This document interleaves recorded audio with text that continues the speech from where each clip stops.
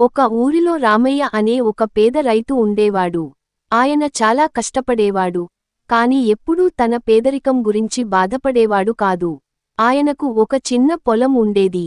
ఒకరోజు రామయ్య తన పొలంలో గడ్డపారతో తవ్వుతుండగా ఒక పెద్ద బంగారు నాణేల కుండ దొరికింది. అది చూసి ఆయన ఎంతో ఆశ్చర్యపోయాడు. లక్ష్మీదేవి తనను కరుణించిందని సంతోషించాడు.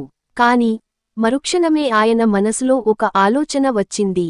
ఈ భూమి నాదే అయినా ఇంత ధనం నా కష్టార్జితం కాదు. కష్టపడకుండా వచ్చిన ధనం ఎప్పుడూ నిలవదు, పైగా మనుషుల్లో దురాశను పెంచుతుంది అని అనుకున్నాడు. రామయ్య ఆ కుండను అలాగే మూసివేసి ఊరి పెద్ద మనుషుల దగ్గరకు తీసుకెళ్లాడు. ఆ ధనాన్ని గ్రామంలోని పేద ప్రజల చదువు కోసం, వైద్యం కోసం ఉపయోగించమని వారికి అప్పగించాడు.